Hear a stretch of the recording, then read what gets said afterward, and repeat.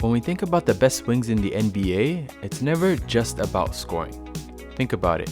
Guys like Jayson Tatum, Kawhi Leonard, Jimmy Butler, sure, they can all get their own bucket whenever they want.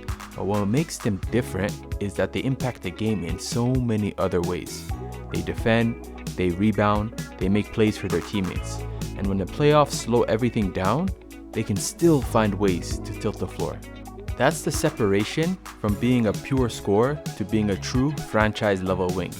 Because if you can put up 25 a night, but that's the only card in your deck, defenses will figure it out eventually.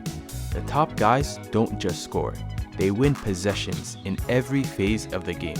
And that's where AJ Dybantsa comes in. At 6'8", coming out of Brockton, Massachusetts, he's viewed as one of the best prospects in the country for years now. And this fall, he'll head to BYU as the highest ranked commit in program history. He's already shown high-level flashes of shot creation, whether it's creating off the dribble, using his athleticism to finish, or hitting tough shots over defenders. If AJ proves he can round out the rest of his game and bring that all-round wing impact, we're not just talking about a lottery-level talent. We're talking about someone who has a chance to be the #1 pick in what's shaping up to be a stacked draft class. So let's dive into his game as he heads to BYU. Before we dive in, make sure to like and subscribe. Also, I really want to hear your thoughts on AJ as a prospect, so drop a comment down below. Top comment will get featured in the next video. When you look at AJ Dybantsa's game, one of the first things that jumps out is just how advanced he is as an isolation scorer. At 6'8", he's already got the frame of an NBA wing. But what makes him really dangerous is the shake and flexibility he brings off the dribble and out of triple threat. He's not a stiff, straight line athlete. AJ has that side-to-side bend that lets him snake past defenders, change directions in a split second, and make big defenders look uncomfortable trying to stay in front of him. He's able to stop and start with real explosiveness, almost like a guard, and that makes him incredibly tough to contain one-on-one. What elevates this even more is his pull-up jumper. AJ has a smooth, high release that's tough to contest, especially when he gets into rhythm after creating space with a dribble move. Using his shake and playing off of hang dribbles, he can rise over smaller defenders. And because of his size and balance, he's just as comfortable pulling from mid-range as he is stretching it out from behind the arc. Another thing that stood out is his ability to get to the line. AJ plays very physical. Even if his strength hasn't caught up yet, he's not afraid to mix it up and barrel into defenders while driving to the lane. He pairs that also with really good foul drawing craft, often ripping through defenders' arms when they're trying to reach in to get to the line as well. He also flashed a post-up game against smaller guards, scoring 1.286 points per possession on 63 post-ups, an elite mark in the 96th percentile, mostly off fadeaways. I'd like to see a little more variety here in the post, but it's still a weapon that adds to his isolation versatility. That said, the next step for AJ is rounding out his driving and finishing. He can shake defenders to create driving lanes, but once he gets downhill, he doesn't always ride contact well. Too often he gets nudged off his line, which shows up in his finishing numbers. Just 56% on layups, underwhelming for a player with his size and tools. His knack for foul baiting here can also backfire when whistles don't come, leaving him throwing up some tough shots. Combined with his heavy pull-up diet, it raises a question. Can he find the right balance between jumper creation and rim pressure? Pull-ups can be very valuable, but they don't always collapse defenses and force rotations the same way rim pressure does. All in all, AJ is already a really tough cover in isolation, but his growth as a downhill presence will go a long way in determining just how complete of a scorer he can become. When you shift AJ out of pure isolation and give him the benefit of a ball screen, his game starts to open up in some interesting ways. In 108 possessions as a pick-and-roll ball handler in his senior year, he came in at 0.787 points per possession, which lands him around the 58th percentile. That's solid. Not elite, but it shows that he's comfortable operating in these actions and has real scoring equity out of them.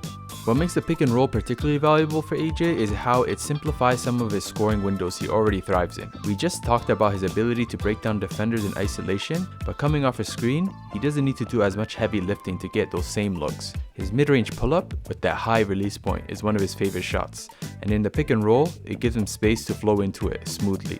At the same time, when defenders trail too tightly, AJ can use his burst and change of pace to get downhill and force rim pressure. Combine that with his knack of drawing fouls and rip-throughs on hard drives, it's clear that the pick and roll will only add efficiency to his scoring package as he develops. That said, there's still clear growth areas. Right now, AJ is more comfortable hunting his own shots than leveraging the screen to manipulate defenses as a playmaker. His reads can be a bit slow, and when help collapses or defenses blitz, he's shown some struggles in decision makings that lead to turnovers.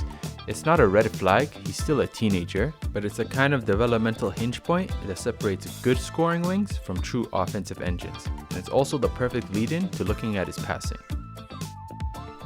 While Dybantsa has shown he can handle some of the basic responsibilities as a passer, it's clear that facilitating is not yet a natural strength of his game. Right now, his processing speed is on the slower side.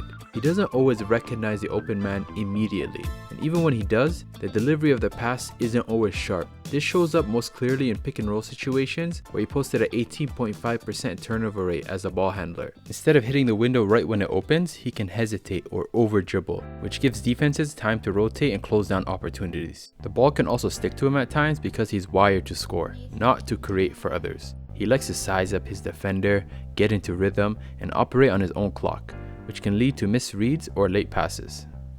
That said, this isn't necessarily a fatal flaw. Many elite scorers didn't come into college or the league as polished playmakers. Jayson Tatum, for example, was largely labeled as a pure scorer out of Duke, and now he's capable of carrying a heavy on-ball load while making advanced playmaking reads against playoff defenses. The leap from scorer to reliable secondary creator is one of the more common developmental arcs for high-level wings, and Dybantsa has the tools to eventually get there. Where the passing and playmaking questions tie into his broader profile is how scalable he is next to other high-usage players. Right now, he's very on-ball reliant and can be fairly static when the action isn't running through him.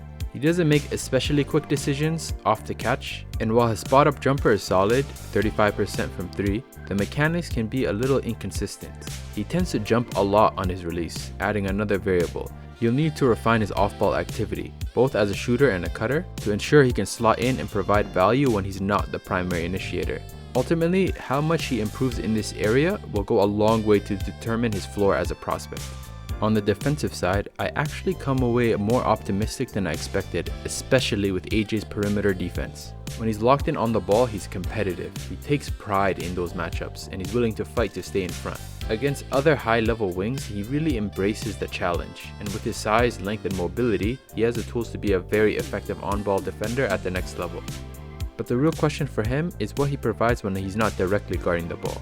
Like a lot of young players, he can check out at times, standing upright, losing vision on his man, or just being a step too late to react. And right now, he's not giving you much in the way of defensive playmaking. He isn't a rim protector when rotating down, and he's not generating steals or deflections when playing in the gaps. That matters, because in the NBA, defenses are constantly in rotation. Containing the ball is valuable, but when rotations happen, you need players who can also save possessions, either by protecting the rim or creating turnovers. For wings and forwards especially, being able to provide that kind of off-ball impact is what can vault you into another level defensively. That's where AJ still has a big step to take. The first area I'll be keeping my eye on for AJ at BYU is his playmaking progression and decision-making speed. I'm looking to see the improvement in the types of passes he can make and also how quickly he makes decisions with and without the ball. On the ball, the question is whether he can process defensive rotations fast enough to consistently deliver clean, high-level passes. Off the ball, it's about cutting, relocating, and reading defenses in a way that creates advantages even without a dribble. Blending these two together will determine if he becomes more than just a scorer, and instead a full offensive engine. The second area is his finishing at the rim and downhill game. AJ has all the tools, size, length, and fluidity to pressure the rim, but college defenses will test his physicality and touch around the basket. If he can consistently convert against length and contact, it not only raises his scoring ceiling, but also forces defenses to collapse, which in turn would make his playmaking windows wider and easier to execute upon. And finally, I want to see defensive playmaking progression from AJ. Right now, he competes on the ball, but the real leap comes from making impact plays away from it, whether that's anticipating passing lanes, rotating down to help at the rim, or turning defense into transition opportunities. If he starts stringing those plays together, it'll show he's on his way to being the kind of two-way wing every NBA team values. At the end of the day, AJ Dybantsa has all the tools to be the next big wing prospect. How quickly he ties together his decision making, rim pressure, and defensive playmaking will decide how high his ceiling really goes. His college season is gonna be a must watch. If you enjoyed this breakdown, check out my scouting preview on Darren Peterson next, and don't forget to subscribe and like for more deep dives on top prospects in basketball.